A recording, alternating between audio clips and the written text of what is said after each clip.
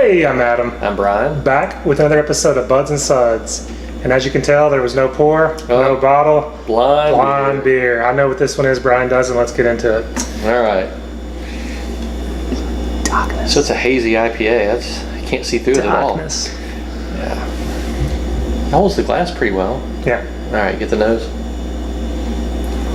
Okay. Smells like a stout.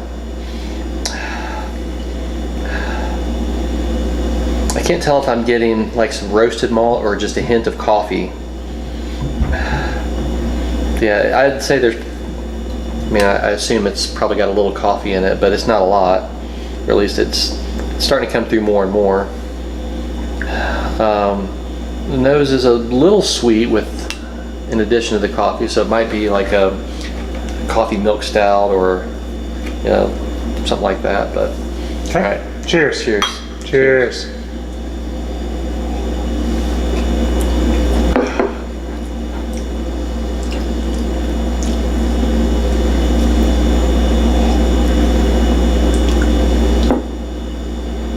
So it's got some bitterness to it, so I would guess more of a Russian Imperial Stout with coffee, but I'm not getting a lot of coffee on the flavor, just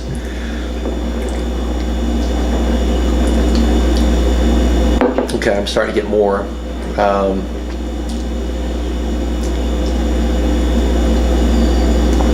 It's very well blended though. Okay. I don't get the sweetness that I thought I got on the nose, so I would think more of a Russian Imperial Stout with coffee. What ABV you guessing?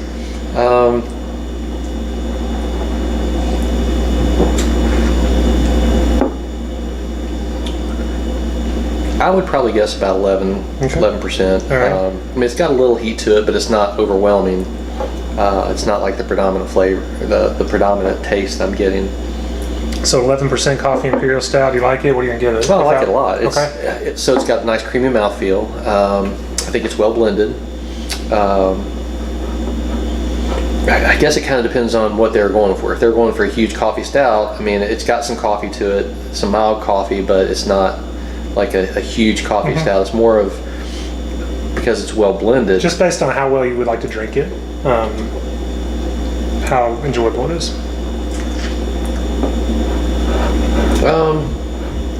I'd probably give it a 4.33, between that and a 4.5 right now. Okay. I mean, I really like it. I want it to warm up a little bit more. It's still a little on the cool side. It's been out for about an hour, but okay. So now, drink this. Here, drink this. Oh crap, we're doing two? Yeah. So just remember let me get my purge which one's which. And just compare. Okay.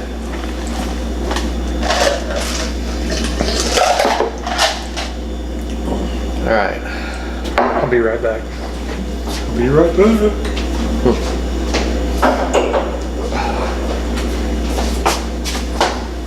We're ready to drink, or yeah, we sniffing? Okay. Just compare.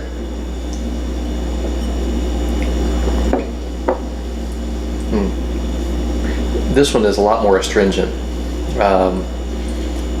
Get a little more coffee flavor, but a lot more astringency. So I mean, the coffee more predominates in this one.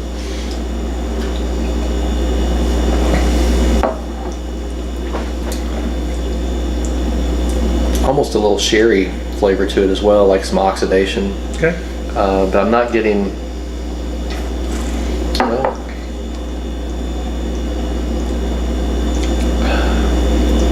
I'm not getting any heat from it. So like no pepper or chili burn. Okay. But I feel like I'm getting a little bit of, it might have some espresso, just a hint of pepperiness, which I'm attributing to espresso, although I guess it could be more of an adjunct stout. Which one do you prefer? Go back and drink this one now, and does it change? No, I'm asking you to go back and forth. Makes it kind of hard, but get anything different now after having that?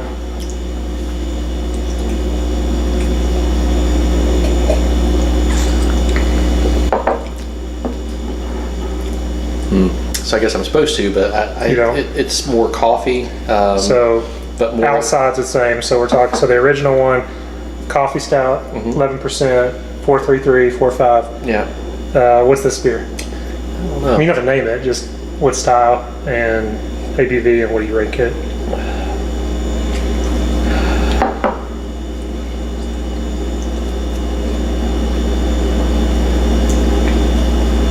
So I'm not sure if they're going for like a little bit of a wine barrel character, or if that's, you know, sherry from oxidation.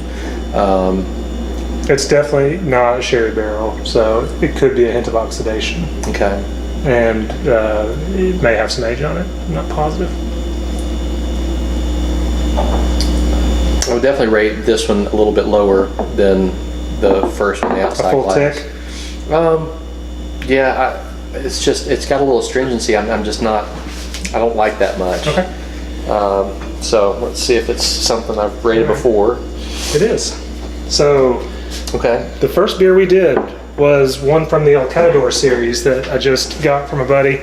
The bourbon barrel aged Caffe Americano. So that's the outside. That's the outside. Okay. And then I just wanted to compare it to the base beer. Huh. So Caffe Americano was the one I gave you after we had reviewed. The one that you liked less got more of an espresso type flavor. So Interesting. anyway, so this is bottled on 16, I'm sorry.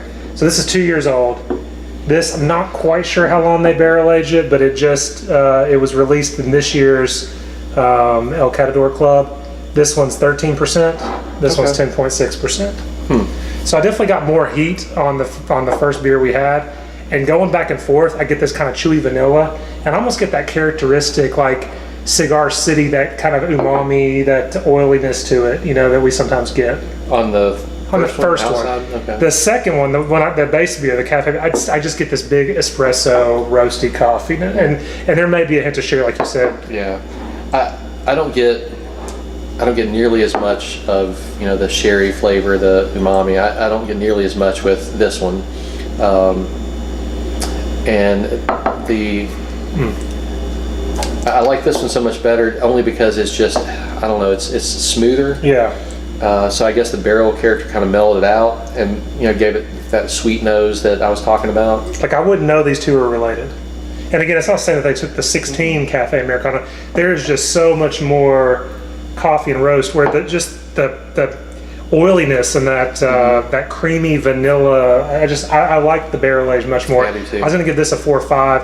I forget what I've given this in the past, but this is a tick or so below, like a 4.25. Yeah, no doubt. This is at least a tick below it, 4.25. So do you get the astringency I'm talking about in that?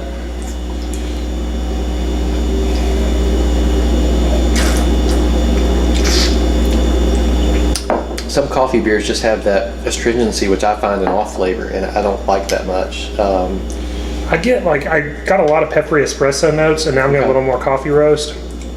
I wouldn't say astringent, like, I'm not getting something off-putting to me, but Which is something I don't like in coffee beers. I like them to be more cold roasted or cold brewed, I mean, because you don't get nearly as much astringency. But the barrel really did a lot for this one. yeah, I agree. Yeah. Well, thanks Tasty for sharing one. that. That was good.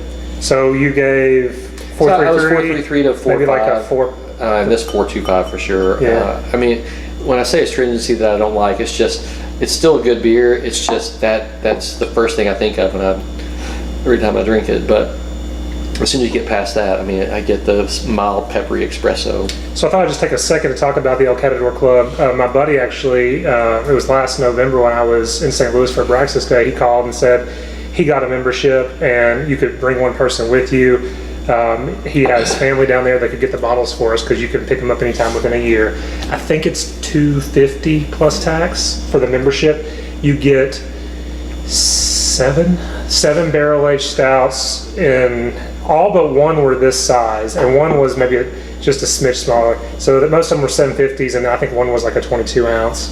And then we also got a 4-pack of, I don't know, we might have paid a little extra for one. But we also got a 4-pack of coconut Marshall Zhukov 12-ounce cans. Nice. Which is the good kind of coconut, by the way. It's not that like sunscreen one. I just had one yesterday. So anyway, this is the first one that I've had.